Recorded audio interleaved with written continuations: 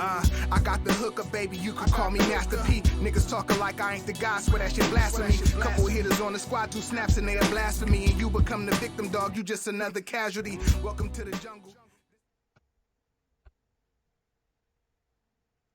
What is up, everyone? This is 7 Octoberz here with another episode of Nightmare on Sedgwick Avenue, hip hop and horror podcast. I am your host, and I just wanted to shout out everybody that's been watching these interviews. So I have another dope guest. I just played an intro track from the ShamRock EP, which is Sham Blak and Rob Broccoli. Shout out to both of them, Spooky fam. So I have Sham Blak today. I'll introduce him real quick. So he's a rapper from San Diego. He also owns a clothing line, Waves in the Tide, so he's an entrepreneur. He's a Spookygang member as myself. I'm wearing the Spookygang hoodie right here. We'll talk about his clothing line and where you can cop some of these if there's still some available. But without further ado, I'm going to bring him on here. Again, he's a dope dude that I know. How's it going, Sham? Yo, what's happening, man? Spooky's in the building. Hey, thank you. Thank you for coming on. Obviously, we're homies and shit, but I wanted to introduce my audience who might not know who you are to you and get them to like listen to your music and check you out, because I believe like you're like a great up and coming act. We were just talking about you actually with Platform Collection, our year end review. I named you as one of like the people that I see doing big things in 2021. So I want to introduce people before the year's over. Yes, sir. If you can introduce yourself a little bit, just like a little brief bio about yourself. Okay, bet. Yeah, my name is Sham Blak, San Diego, California representative, Spookygang affiliate. I'm the CEO of Waves in the Tide. Shit, man, just an all around gangster ass motherfucker, bro. By gangster, we don't mean toting guns and doing dope, man. We just mean being a positive energy, man, and just, you know, holding it down. Yeah, for sure. And if you could tell us a little bit about how you got into like rapping and the San Diego hip hop scene in specific. Okay, yeah, man. So I grew up rapping with my cousins, man. We used to try to rap like Bone Thugs and Harmony back in the days. And excuse me. We would take the cassettes, throw them in the cassette player, put some paper in the top of it, press record, and get the rapping. That's how we did it growing up, man. I remember my twin cousins, they got in trouble by my dad for stealing his Tupac CD. Excuse me. And yeah, man, that's how we started out. That's how I started out rapping. Yeah. I took it a little bit more serious than they did, and you know, that this is where we at with it. I ended up joining the military, but fast forward, once I got out the military, I came back home. Okay. And then I was already tapped into what the music scene was going on. I'm familiar with a lot of big local names. And I jumped right back in head first. And once I jumped back in, I hit the music scene. My cousin Milky Wayne had invited me out a few times. I had seen him on the internet with Skinny Vinny doing a couple interviews. Yeah. And I was like, yo, I got to tap in. I tapped in with him. My cousin Wayne, Milky Wayne, he's like 20 years my senior. The OG. So yeah, he just remembered me from when I was a baby, but he had never been around me as an adult or like as a like big child or anything like that. Yeah. So he was like, yeah, come on, cousin, let's tap it in. And so I tapped it in. He seen the kind of energy I was bringing. Yeah. He was like, oh yeah, we need that. And so boom, he started introducing me. I started knowing where to tap in at. And that's how I got really reintroduced to the San Diego music hip hop scene. How long ago was that? Was that like a few years ago or recently or? Nah, it was like late 2019. Okay. Yeah, it was probably like August. August is when I started really annoying him, as I would say. Yeah. I really started to bug him about it, and I really wanted to. You know, I was uber ambitious about it, and I knew what I wanted to do. Yeah. As soon as when I stepped on the scene, I seen the Spookies. Yeah. I heard everybody screaming Spooky. Yeah. And I was like, I want to scream Spooky, bro. Yeah. I want to be that's all. How was it like? Because you said you obviously were in the military. Were you still like writing at the time? Like, was that something still in the back of your head? Like, I want to do that, or it just kind of happened when you got back? Well, it's one of those odd things because it's like when I was in the military, I had made a lot of rank, so I didn't really think I could rap. You know what I mean? Like I wrote, and I'm a writer, so I never stopped writing, but I just wasn't as I didn't take it as serious because it's like being in the military, you somebody's boss, and not just like a little boss. Like you, like being in the military, if you fuck up or do fucked up shit and you're an NCO, you know, they kind of look at you like, yo, bro, you can't be doing that kind of shit because there's people that's looking up to you. You know what I mean? Yeah. And then like when you deploy to Afghanistan or Iraq or any of these combat zones, you know, these people's lives are in your hand. You know what I'm saying? When you tell somebody to do something in the military, they legit have to do it. Yeah. And if they don't do it, you know, they can get in a lot of trouble. So it's just that kind of energy. I didn't want it to be tampered with by, I don't want to say an ego-driven kind of art form, but you know, being an artist and being a quote unquote rapper, it kind of it's a selfish art. You know what I mean? It is, yeah. And but yeah, I was writing the whole time, but I just never, I mean, like in 2013, I had put together a tape because I didn't make rank yet. I still was a specialist or an E4. And so I still was in my dirtbag ways, but I started to develop these leadership qualities to where I knew like I wasn't gonna really be able to pursue the music how I wanted to. I started making connections with some people in Colorado. I was rubbing close elbows with Tech-9 Camp. And just a lot of the big Colorado artists, you know, Colorado Springs artists. And I was trailblazing. Yeah. But of course, the military calls, and I had to go answer that call. And so, I just, you know, it was something that where I didn't want to give up on my dream. But at the same time, I knew that it was like hard. It's gonna be hard to fulfill my dream because I was tethered. Yeah. Okay. Do you feel like because I believe like certain things, like because my brother-in-law was in the Navy too, so do you feel like some of the things that you learned in the Navy, you know, like organization, you know, leadership skills, like all that kind of comes into play as an artist and like your business? Yeah, well, I was in the Army, and definitely plays into a lot of this shit, especially my task organization, my ability to be told no a multiple amount of times and still go forward with the same energy as the first no. My ability to we call it cut sling in the Army, is where you just kind of don't give a fuck about shit. You keep going forward. But my ability to detach from certain situations and from just certain energies and from certain emotions, I did pick up in the military. You know, my ability to get up and go at a moment's notice, you know. That I picked that up in the military. My ability to organize and to go forward, it definitely helps on the clothing line side. Yeah. Because, you know, I've had to organize shit. Yeah, exactly. Yeah, I can see that. Definitely see that. I'm talking about organized shit, like literal fucking shit. Yeah. Like, I've been in so many shitty ass situations, and I'm just like, man, if we just put a little bit of thought into it, man, we could have did so much more greater shit. Exactly. And so, you know, working next to you, I mean, you've seen what I've contributed thus far. Yeah. And you see me on set. You seen like, hey, come on, let's go. We working. Yeah. That's exactly how I was, man. As soon as I made E5 sergeant, man, that's what you expected to do, man. You're the bulldog, so you correct on-site corrections, man. Yeah. Same thing. Hey, get off your phone, man. Let's work. We work and take pictures. Let's go. You got to get your head in the game, you know? Yeah. We call it cracking the whip, but that's not politically correct.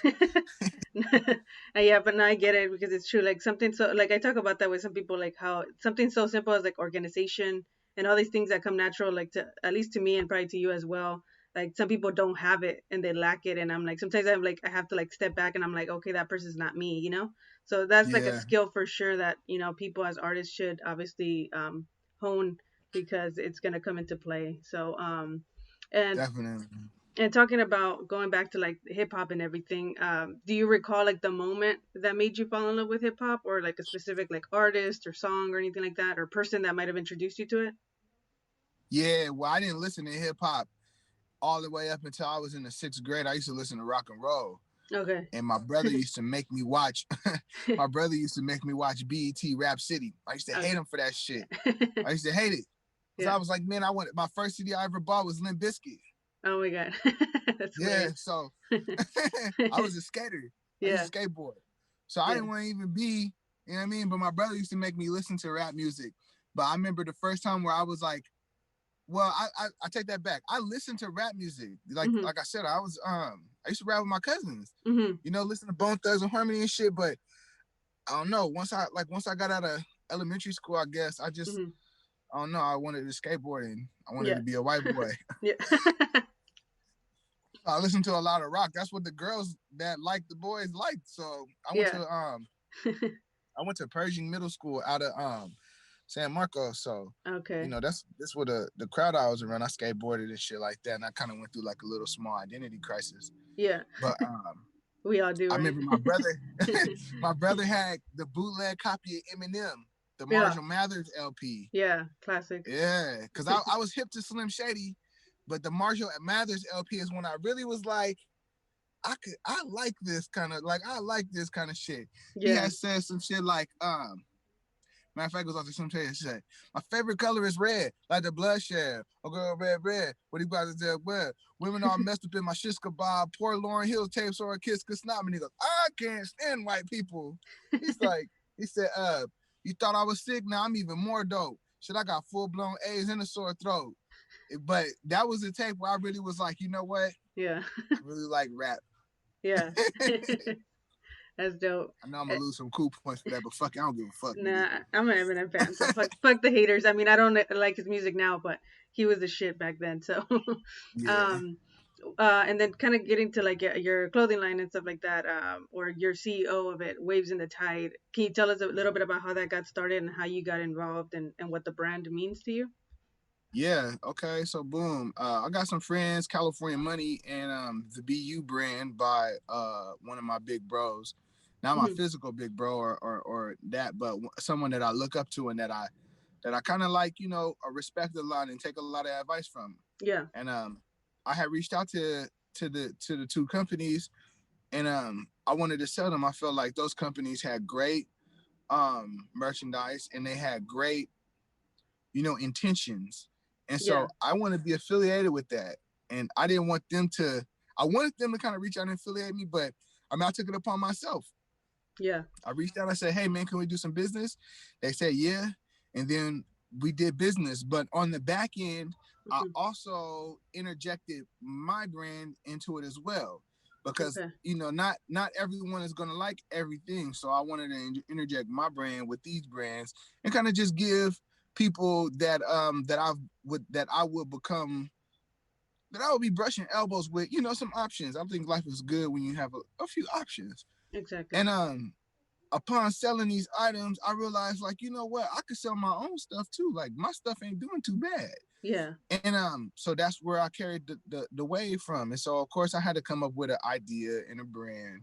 And back when I was in Iraq in 2016, me and my buddies, man, we would just always just be funny, but we would just be like, oh, shit is wavy, B. And we was really heavy into like Paid in Full. And, you know, I had some buddies from the East Coast, and, you know, it was dope though. Cause I mean, you know what I'm saying? They was getting money. I was getting money. We was getting money. You know what I'm saying? We was saving it, stacking it up, what you do in the deployment. And so, the wave, man, that was just the thing. It was just to be on the wave. We would always throw up the shakas or you know what I'm saying? And it kind of became like, just to be wavy was to be dope. Now also, Max B is the king of the wave. You know, he's the wave god. And that was being emulated a lot too. I listen to a lot of Max B. I'm not sure if you're familiar, but Max B came down here in I think like 2008 or 2009, maybe 2007, and recorded this whole Don Diego tape down here at the Bat Cave. So you know that, you know, once I was listening to that too, so it just all kind of just meshed together, and then I just would say shit like it's a wave. Yeah. And boom, that's where the idea came from. But then Waves in the Tide was a little bit more deeper. I wanted it to have like a couple entendres within it. So like Waves in the Tide just means that we're all collected energies, you know. If you think about the wave, there's multiple waves in the tide, you know, and when you bring all of the waves together, that's what creates the ocean. So that was one of them. The other one was just waves, meaning like the waves in the ocean, but like energy waves, sonic waves, you know, just waves. You know, we carrying good energy. But then I broke it down, and then I broke down waves, and then I started to say that waves stood for we are very engaged. You know, to be engaged is to be a part of. And I felt like that described, you know, me and what I wanted to contribute to whatever I was a part of. Yeah, that's dope. That's dope. That's cool. And so, what kind of like advice, like, you know, as a rapper and an entrepreneur, or gems would you want to give to people like starting a new business or trying to get into the music? Man, whatever you do, put some respect on your name. You know, yeah, put some respect on your name. You know, don't be scared. That's so cliche to say don't be scared, but when you get nervous, you know that you're about to do something big. But don't never down talk yourself. Don't ever say what you can't do, because you could do anything is possible. Everything is possible. Everything that you want to do, you could fucking do it. Put some respect on your name and carry that shit, because there's gonna be people that are gonna talk about you no matter what. Exactly. Yeah. So just put do some it. respect on your name. Exactly. Yeah. Right. That's real. That's true, man. And I want to obviously talk about your music too. So you just put out an EP about, was it like 2 months ago? ShamRock Yeah, EP. November 1st. Yeah, Okay. ShamRock. That's my first Yeah, or it's official gonna be studio mixed EP. 2 months. So it's you and Rob Broccoli. Shout out to Rob Broccoli, dope My producer, guy, Rob Spooky Rock. Gang, Spooky Gang fam. What inspired this EP, and how did it come about? Okay, so the truth is, I had got welcomed into the Spookygang, but I didn't really know no producers. Mm-hmm. And then Rob Broccoli had came along, and he had wanted to do a tape with the Spookygang. Yeah. And I was new to the gang, and so I wanted to take advantage of that. There were some things being said about how the beats were being distributed. Mm-hmm. So I reached out on the back end and told him, like, hey, man, I want to work with you on some other stuff outside of the Spookygang. Mm-hmm. And so he had said, yeah, he had shot me a whole lot of beats, and he was like, feel free. And so that's what I did. We recorded probably like about 7 or 8 tracks. I divvied them up to just make sure that I had some songs for his project, but also some songs for my project. Okay. His name is he goes by Rob Broccoli, and I go by Sham Blak. Well, my first name, my government name is ShamRock. And growing up as a kid, a lot of people would just call me ShamRock. Yeah. Because just natural, I guess. Yeah. And so it was a play on that, you know. I was taking the power back, you know. And I'm gonna take a little detour right now. Yeah. But my name Sham Blak was a joke as a child. So when I was in middle school, like 8th grade, people would try to clown me, and they would call me Sham Blak because I was dark skinned. Yeah. And so that just, the name stuck, and people would just call me Sham Blak. So then I just went by Sham Blak as a way to kind of be like, haha, but you're not like turn it against them, you know, turn it a positive. Yeah. Yep. And so that's how ShamRock came about. Of course, you know, it's not uncommon for a hip hop, for the MC and the producer to kind of just do a name, kind of play on names. Yeah. And it just rolled perfectly, ShamRock. And that's how it came about, you know? Yeah. I'm going to put it here on the screen so people can see it.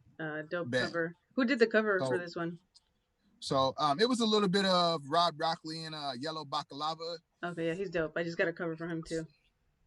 So I sent the image to Rob. It was originally green. Okay. So there's a little bit of depth to the ShamRock, and I haven't really spoke about it yet. Yeah. Because we haven't touched bases, but I'll let you in on that. Sure. So the reason why he's blue is because St. Patrick's original color was blue. It wasn't green. Okay. There's a color called St. Patrick blue. It's a hue. Okay. And that was the color of St. Patrick's color, the color of the uniforms and the stuff like that. Okay. They later on changed it to green because then when St. Patrick came back as a priest, because he was a slave. St. Patrick was a slave in Ireland. Oh, when he had escaped and came back as a priest, and then he preached the ShamRock, the Son, the Father, and the Holy Spirit. Okay. And that's how we came up with the whole, the Trinity. He preached the Trinity, the threeness of oneness. You know, all three of those makes the one. Yeah. And it just so happened that, you know, they had the clover. So that was the way he introduced that was the way he introduced his message as the clover. Now the 4-leaf clover is the lucky one, but the 3-leaf clover is the one you find everywhere. You see everywhere, and that came from Ireland. Yeah, that's dope. I didn't know about ShamRock, that shit. That's St. pretty dope. Patrick would preach that one. Yeah, And that's what you guys, and that's probably why you guys have 3 tracks, right? Makes sense. Like why you have 3. Okay, that's pretty dope. Okay. Yep, the Son, the Father, the Holy Spirit. Nice. What do you want people to take away from that project? I want people to put some respect on the name. I was gonna do that anyway. Yeah. But what I want people to take away from the music is that when you're dealing with Sham Blak, you never know which way you don't know how I'm gonna swing. Yeah. And what I mean by that is I make a lot of popular music. I enjoy popular music. I like to have a good time, but I got bars, and I'm gonna hit you with some dope concepts and some dope just from out of left field. I think like as long as you stay creative, no one can box you. No one ever really knows how I'm gonna approach a track. Yeah. And that was my first studio project. You know, nice. I had put out a tape before that called In the Meantime, but that was in a home studio. Mm-hmm. This was my first like studio project. You can tell in the quality that all the I's were dotted and the T's were crossed. We came with some dope concepts, some dope bars. We really get into some shit on there, and we talking. You know what I'm saying? We talking for those that want to rap. We rapping. Yeah. You know, and so that's that. Yeah, I love that project. Do you guys want to put any visuals out or anything, or? Yeah, we got something in the works for the Holy Spirit. I think it's gonna be real dope. I'm gonna reach out to my spookies when the time right, and we're gonna really tap it in. But just expect some dope. I'm gonna reach out to a couple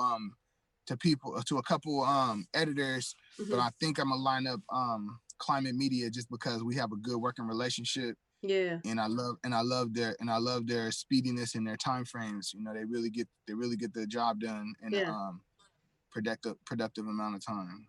Nice. Yeah. And obviously, besides dropping that EP and everything, you've been dropping like singles all year too. My favorite one is Power Moves. I was lucky enough to be part of the cameo in the video. Yes, ma'am. And you talk about the 48 Laws of Power. Do you want to talk a little bit about that track? Yeah. Okay. So Power Moves is just my 10 crack commandments basically. I read the 48 Laws of Power is one of my favorite books in the whole world. Being in the military, it's very important to be strategic and to understand how power translates. Yep. And understanding that will leave you in a better position and will have you feeling like, not so used and abused, because, everything is a power transfer. Sometimes you got to know when to bend the knee, and sometimes you got to know when to chop a motherfucking head off. But it's all relative.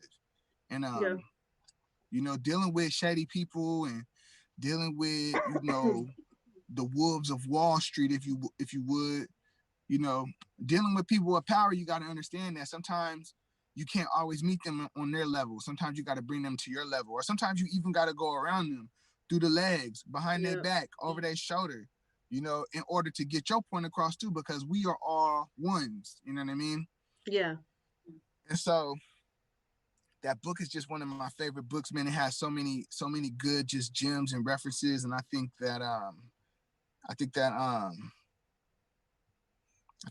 his name is John Green, the author. I think he just really put that together, and it's so slept on that you would think like all these fools would really tap into that, but it's okay in time. The ones that like it love it, and the ones that aren't familiar, they bob their heads. But it was just my take on it. Yeah, no, yeah, I agree, because I've seen a lot of like successful people actually name that book a lot. Like Russ is one of them. That's how I first heard about it. 48 Laws of Power. And I just didn't read the 48 Laws of Power. Like I've studied the 48 Laws of Power. Yeah. I've read the book like 5 or 6 times, and I think one of the books I took notes in, and I gave it to my older brother for like a gift. Like, here you go, man. This is one of the books I love to read. Yeah. And, yeah. Yeah, it's kind of like a guide, right? You can just keep going back to it and referencing it. Yeah. It's one of those ones where, it doesn't change. I mean, he's using Cleopatra, and he's using King George as references, and as saying like how this law worked for the person and how this law worked against the person. I mean, he gives you, really, really good analogies, and I mean, if you're one to soak up books and really play on that, man, you know, man, a lot of that stuff works. And like I said, man, I was an NCO Mm-hmm. in the Army. So, you know, some of that stuff you have to use, man. Sometimes you have those young soldiers who are playing these mind games. It's 48 Laws of Power is a mind game. I mean, shit, they took it out of prisons because the prisoners was using this book to manipulate the COs. For real. Wow, I'm serious. that's crazy. That's how, because it's true. If you can digest the book appropriately, you can definitely strategize and win big.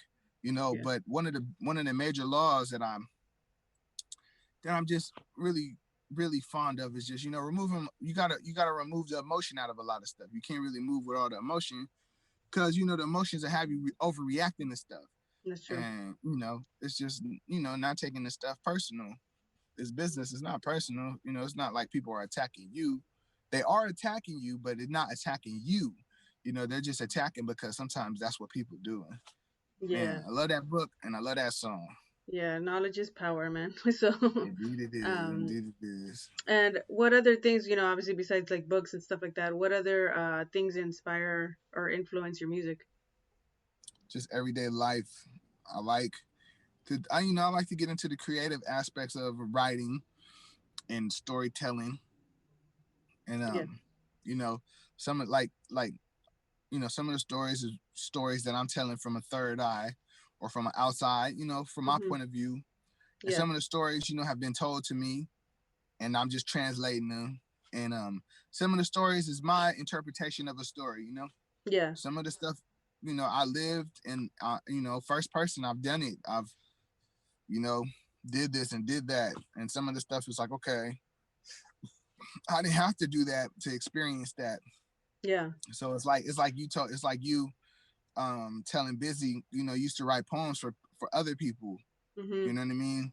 That's kind of how some of the songs is. It's like some of the songs or some of the bars that I gather is just, you know, from me absorbing, you know, the outside sources and the outside world and really taking it in. So exactly, you know, that's so it's all real, but you know, that's just how I develop my content, and that's how I dig deep. Because I mean, shit, I can't tell you about jail. I never been to jail. Yeah. But you know, I got cousins that's in prison right now, and I got, you know, my little sister was in prison for quite some time, and she told me stories, you know, and I could say, dang, well, I could relate to that, you know, because I haven't been in jail, but I have been I have been confined to a small, not even to a small space. I have been confined to a place where, you know, I mean, it'll never be the same, but I have been confined to a space where I wasn't allowed to leave at my own free will. So, you know, I mean, just making it different perspectives, right? Like different perspectives. Yeah, well, I think that's life, man. I think as we go through life, you know, some people have a hard time translating stuff.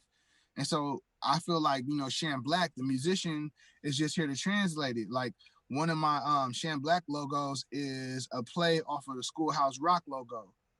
And I don't know if you're familiar with Schoolhouse Rock, but what they did was they just taught stuff. Yeah. And I feel like that's what happened when you listen to Sham Blak. You know, I'm giving you something that you could use. You know, I'm giving you my opinion and my perspective and my knowledge and my take on it. You know, I'm trying to translate it. That's dope. Yeah. And where do you see like Sham Blak in like the next 5 years? Like where do you see yourself? Just doing the work, man. Sham Blak is going to be doing the work with the Spookies, of course. And my runners. My runners are what I call my fans of Waves in the Tide. Yeah. And in the future, in the next 5 years, man, we're going to be doing the work. Waves in the Tide is going to be a nonprofit organization where we go into the city and we bring the kids to the forefront of the beaches. Brian Anthony, a rapper from San Diego, he got a brand called Barely See the Beach. And I have a theory about that. And my theory is that we barely see the beach because the beach isn't in our tax bracket. It's hard to go to the beach and enjoy the beach when you don't really have the means or the funds to really be able to take part in it. You don't really see a lot of black people out there or Mexican people out there on the jet skis or on the boats or you know, doing that kind of stuff. So Waves in the Tide, that's what we're gonna do, man. We're gonna get them kids out there to the beach. We're gonna have beach days, you know, and I'm gonna be branching out and getting into surfing competitions and and stuff like that. I forgot to mention earlier too that even when I was coming up with the idea of my brand, I started surfing for the first time. I went surfing for the first time in 2018, and I really enjoyed it. Being that I skateboard, I snowboard, I really enjoy surfing, and I couldn't help but notice, like, dang, it ain't no Mexicans or no black people out here. So that was another one of my things. I'm like, yeah, we need some representation. So you know, in the next 5 years, we're gonna be building that and taking the steps to go towards that. What I really want to do is reach out to Nate, to New Balance, and just kind of start to build that relationship. And I want to start right there, and then from there, I want to come into the city, and I want to bring kids to the beach, man. You know, I want to break that stigma. You know, they have this saying that depending on your tax bracket is depending on how much you get to enjoy in San Diego, and it's true. That's crazy. You know, if you come from, if you below the 8, if you south of the 8 is the phrase, man, you know, you're gonna barely see the beach. Do some free swimming lessons too, because that's like another like stereotype and like stigma. Like me myself, I don't know how to swim. I know how to float. I took a little bit of swimming classes, but I was too scared by the time I was trying to learn. I was like 12, so I'm like, I'm scared of the water. Yeah, man, funny story. I almost drowned. One of my aunties had a pool, and we would go over there for the holidays and stuff. And I see my brother going to the deep end. Yeah. And so of course I wanted to follow him. Well, I followed him, but it was getting harder and harder for me to touch the floor and come up for air. Yeah. And then one of my aunties reached in and just grabbed me out the water. And ever since then, my mom used to send us up to Memorial Rec, to Memorial Swimming Pool, and we would go up there and swim. And the way I learned how to swim was by joining the swim team. So I used to play water polo, and I used to swim. I used to race. I used to be on the swim team and stuff like that, just so I could go swimming for free, so we didn't have to pay. And every summer, me, my brother, and my sister would go up there. Then we'll go to the girls' club, get some lunch. I swear we would stay up at the swimming pool from like 11 to 4 o'clock every day. All summer, just getting black, being ashy, just being little kids. That's dope. And we obviously talked about Spookygang. We're both part of the collective. So I wanted to ask you, like, what do you think is the importance? Because a lot of people, like, I saw a quote actually you just posted today, and I'm kind of guilty of that, where like a lot of us people say like, oh, I can do this myself, because we're like afraid to trust other individuals. Either we've been hurt in the past, you know, like backstabbed. But what obviously, as being an independent artist, you need a team. I learned that the hard way. I still do a lot of shit myself because I'm like a little like neat freak, and I'm like really specific about what I want. But it is important to have a team. So I have like you guys, the Spookygang, and then I'm also part of Platform Collection. What's the importance of, you know, having a team of like and being surrounded by like-minded individuals, in your opinion? You know, they say if you want to go fast, go alone, and if you want to go far, go together. So the importance of having Spookygang and something like Spookygang and being around like-minded people is that, you know what I'm saying, it's hard to lose focus when everyone's focused on the same thing.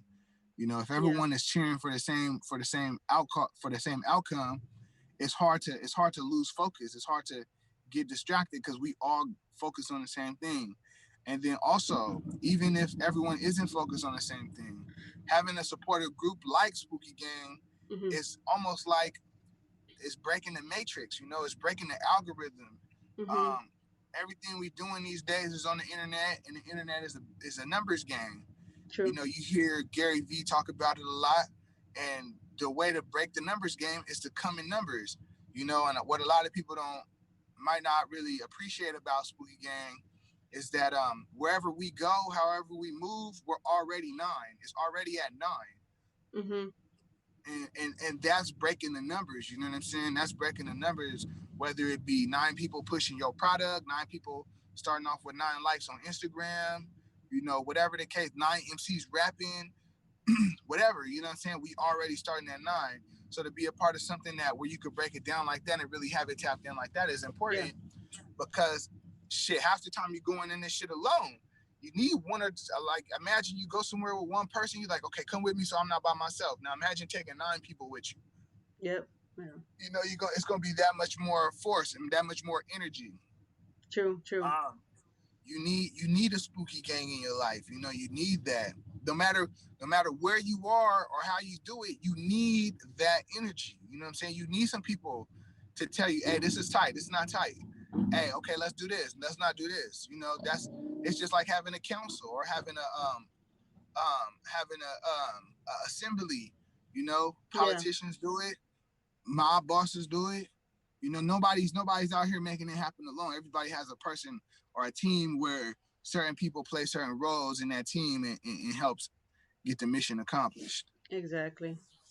Dope. And what for you, what has been your like greatest accomplishment so far as a creative? As a creative, my greatest accomplishment is just being able to be my whole self and not and trusting my actions and trusting that me being me is going to be accepted and going to be received well. Because I think as an artist, you know, being sensitive about your stuff, of course you don't want to be rejected. Mm-hmm. And I've went on limbs to do things creatively, and it was well received, and it just let me know like me being me and not trying to be something else is working. It's gonna work. Yeah. You know, I mean, from the blonde hair to even the ghost tattoo. You know, me being me it was accepted, and it made me be me more. And I just, you know, like that's my greatest accomplishment is trusting myself to be myself, to be received as myself. So therefore, I never have to be nothing else. Like, you know what I mean? Yeah. It's it's such a hard thing because, like, especially now we're in the fucking, you know, the auto-tune era where everything is real singy and melodic. Mm-hmm. And sometimes you feel like, yo, people ain't gonna like the song if I don't do that. Yeah. You know? But then you have a song like The Holy Spirit, where I don't even have a hook. All I'm doing is rapping the whole time. You know, it's a BB King sample. Rob sampled BB King. And BB King is saying the thrill is gone, but it's gone for good. And I'm really not singing the whole time. And I got singy songs. Like I got songs where I'm being melodic and being real repetitive. And so to have that song or have a song like The Sun, mm-hmm. where I say something like, I'm my grandma's favorite grandson, and then have everybody being like, oh, that was my favorite part. Like, that's so dope that you said that. Yeah. You know? And then I and then I follow it up because my cousin Jalen, I feel like, well, you know, we just feel like he's a favorite because he's cool. You know, he's success. I mean, you know, he's well off for himself. He's the baby. Yeah. And, you know, my grandma raised him. But, you know, and I say that except for my cousin Jalen, of course. And, you know, I just got a lot of good feedback. And I really didn't even like the song at first. I'm like, Rob, they're not going to like this one. He's like, nah, this is tight. I'm like, fool. I'm like, shit, it's like, the song is like 1 minute and 35 seconds, really. It's the shortest song on the tape. And it's got the most plays, got the most spins, got the most shares. Yeah, that's my favorite. So, that's one of the things where I'm just like, man, you know, really trusting my gut and trusting myself to be my artistic self is like great. You know, that's one of my greatest accomplishments because now you're always going to get the authentic Sham Blak. It's never going to be like this watered down, fabricated, you know, oh, this fool's trying to fucking talk about gang life when I don't even gang bang. Or this fool's talking about being in prison and I never been in prison. You know what I'm saying? Yeah. It's never like that. It's always the authentic Sham Blak. It's always going to be real, from the merch to the music to the visuals to whatever, you know? Yeah. That's dope, man. And to switch it up a bit, obviously it's like a hip hop and horror, you know, podcast. So the latter part of the interview, I usually switch it up and talk about like horror and shit. I know you're not like a huge horror fan, but I'm still gonna ask these questions. So, because you've been vocal about it with me. But what's like if you had any like favorite scary movie, which would it be and why? My favorite scary movie. And it can be comedy too. There's like a bunch of different subgenres. It could be like horror, comedy. I'm gonna switch it up. Because I think your favorite scary movie should be the movie that scares you the most. Yeah, true. Okay, true. And so I'm gonna give you a little bit of game. Hold on, this fool about to hit my shit. So my favorite scary movie is what's that movie about them dudes from the five? Oh, the Central Park Five. That's my favorite scary movie. Excuse me. I'm gonna tell you why, because that's real. Mm-hmm. That could really happen to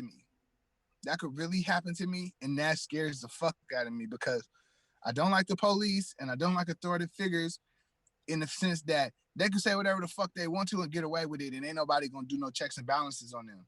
That's real for me. That's a scary movie for me. Candyman used to scare me as a kid. Yeah. I used to be scared of Candyman. I don't know why, but I used to be scared of Candyman. I used to be scared of Tales from the Crib. But the Central 5, now that shit, oh, nigga, that shit puts fear in my heart. Yeah, man. Yeah, I think the Candyman too, and like Tales, like from the Hood and Tales from the Crypt or whatever, like some of those took place in the hood or like the neighborhood, you know. So I think that's why it kind of hits home, and that's why a lot of people like black and brown people are like scared of those films. At least like for me, that's why like, it was the closest. Yeah. It was the closest we was gonna get to shit that looked like shit we seen. Yeah, exactly. So like growing up as a kid, Candyman was the one that fucked me up a lot. And then my brother used to make me watch Tales from the Crypt. Yeah. And that little fucking demon thing used to just fuck me up. But now as an adult, I watch scary movies. I'm like, man, that's not even realistic. Like, what the fuck? But seeing like shit like the Central 5, that shit fucked me up. Cause I'm like, bro, you know, this just leaves me feeling like I feel like that's what a scary movie would make me feel like. Like, damn, that could happen to me. Yeah. And now I'm afraid. You know, I've watched scary movies with my child, my oldest child, and he's trying to figure out, can this happen to me? And then I have to like downplay, like, no, it's just a movie. Yeah. You know, and that always reminds you, like, hey, that's just a scary movie. You know, that's how movies are made. Yeah. But then I watched something with him like Central 5, and he's like, how can they just take these guys? And I'm like, because they're the police. And he's like, damn. And I'm like, I'm saying like, damn, nigga, that's scary as fuck. Yeah. They could just grab your ass and be gone. Yeah. 20 years. I mean, that's you can do about it. That'll probably be like a genre though, because I don't know if you've seen. It came out this year, I believe. Body Cam with Mary J. Blige, and it talks about like police, you know, police brutality, police murder, and all that stuff. And it's pretty dope. But it talks about stuff like that's relatable to, you know, our culture. So I think that's you're onto something. Who knows? Maybe like Jordan Peele will continue to make shit like that that's like relatable, but in a horror setting. Yeah. What about what's your greatest fear, and then do you think you'll ever overcome it? Man, my greatest fear, like scary movie type shit, or just period, like just period, yeah. Man, my greatest fear is loving people that don't love me back. You know, I would hate to be in a position where I'm overexerting myself and going a distance for someone that's not going to return the favor to me. You know, that was always I think I got abandonment issues, which makes it real easy for me to just detach from people and just go on about my life as if nothing happened. And I think that's my fear, man. I think loving the wrong people, man, that's always been my weakness, love. So yeah, that's deep. Yeah, whether it's your homies, because I'm a loyal homie, and I'm a homie that's going, like I said, Sham Blak is your homeboy. You know, right or wrong, I'm gonna ride with you. And a lot of the times throughout my life, in my younger days, I found myself riding for the wrong people. Even when I joined the military at first, I found myself, you know, trying to prove myself to the wrong people. And I had to tell myself, like, you know, I spent a lifetime getting away from that kind of energy.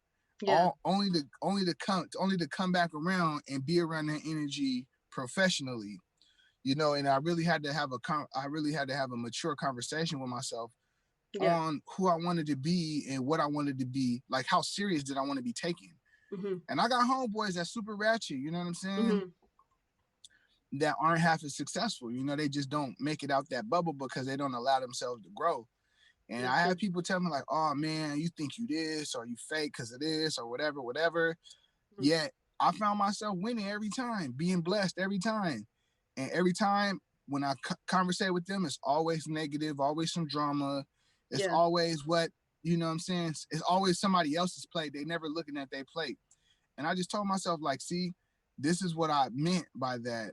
Every time I find myself lost trying to make sense of it, I'm like, this is the sense right here. This is the proof. Yeah. Excuse me. I got friends right now that's just real negative, you know, and then they walk around with their head down, super angry, ready to do whatever to whoever.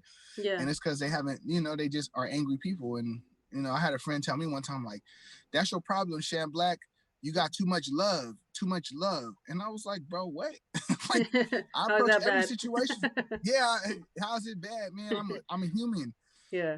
But I approach every situation with the love. And until you make me remove the love is what I'm gonna keep giving you. You know what I mean? And sometimes people can try to manipulate that, and that's true. You know, that'll probably be my downfall in my future, but I'm guarded from it too.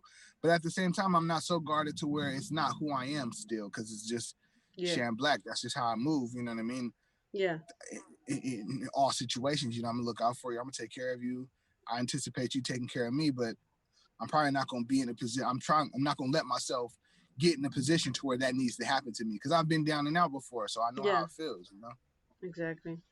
Man, and so we have like obviously the little Spookygang ghosts and shit like that. Have you ever had any like supernatural experiences or know anybody that had any that you can share?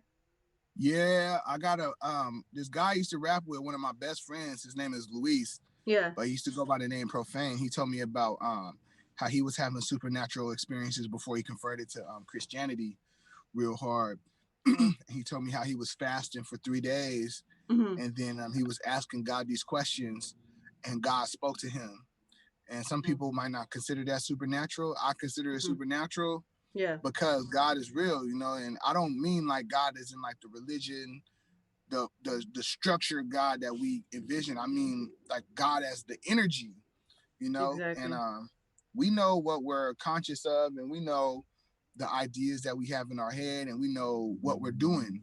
And he told me that. But even before that, on my first deployment, I got baptized when I went to Afghanistan, and it was my worst deployment ever. A lot of people got killed. It was real dangerous. We was getting attacked, shot at, blown up left and right.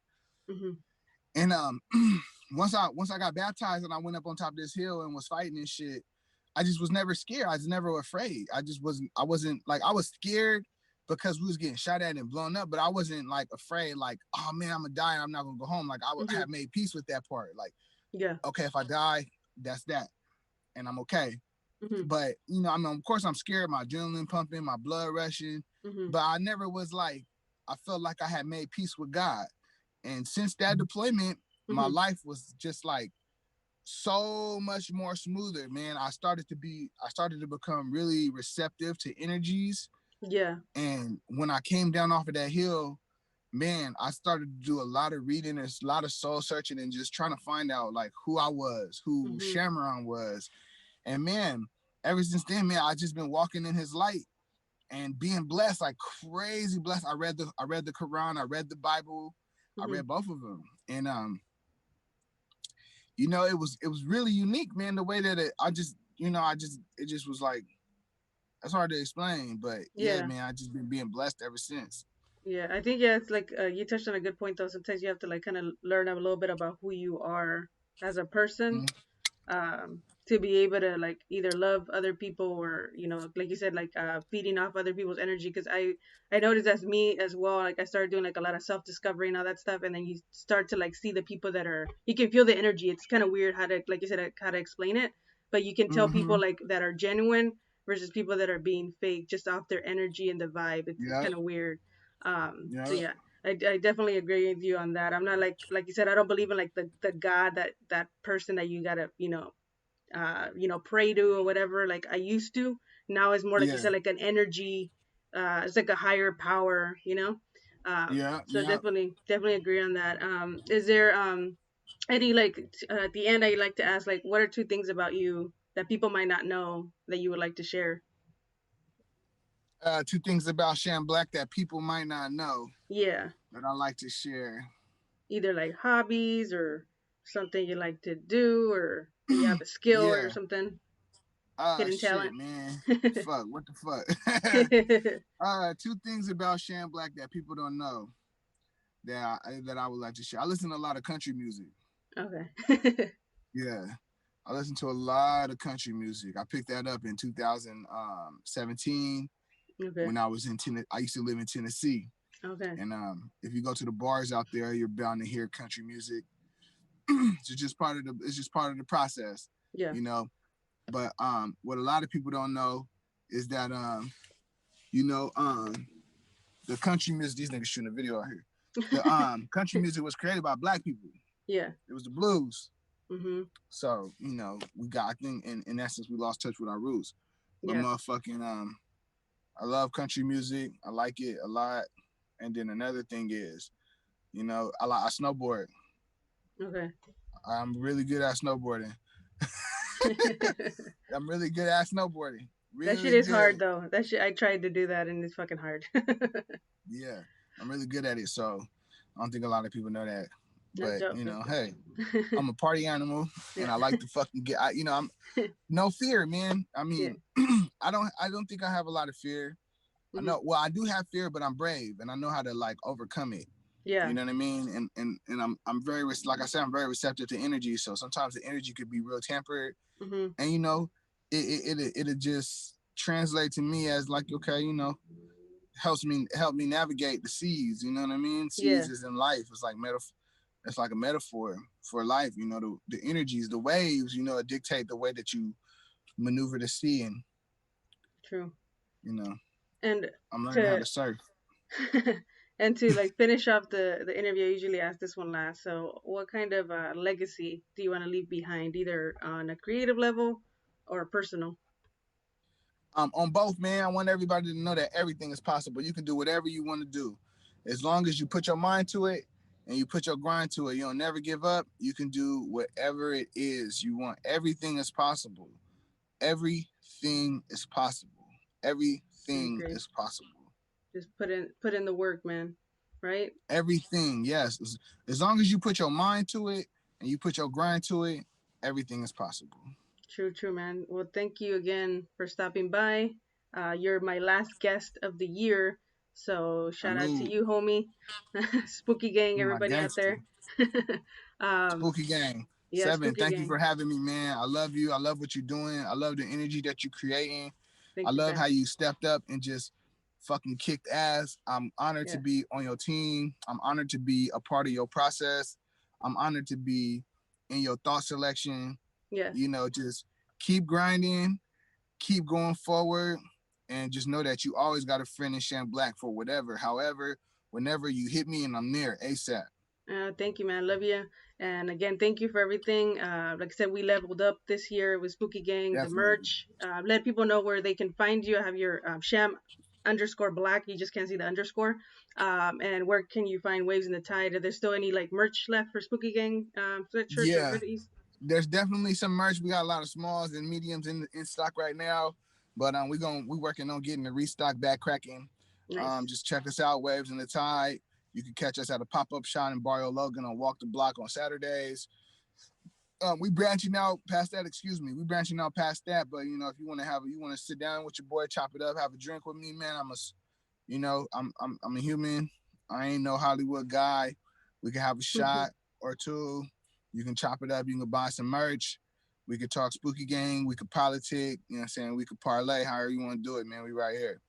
All right, man. Well, thank you again. And I'll talk to you soon. Peace. Spooky! All right, everybody. Thank you again for tuning in to another episode of Nightmare on Sedgwick Avenue. Our guest we had today was Sham Blak, a dope MC, entrepreneur, everything. So check out the interview. You can find me here on Nightmare on Sedgwick Avenue podcast on YouTube, my YouTube channel, 7 Octoberz, and IGTV. Those are the only 2 places. And of course, my blog, nightmareonsedgwick.com. So thank you again, guys, for this dope year. Had a lot of dope guests. Season 2 of Nightmare on Sedgwick Avenue has officially ended. I will have one more episode where I'm going to do my best of 2020, horror movies, TV shows, albums, all that. So tune in for that. That's going to be the last episode of the year. And thank you guys again. Peace.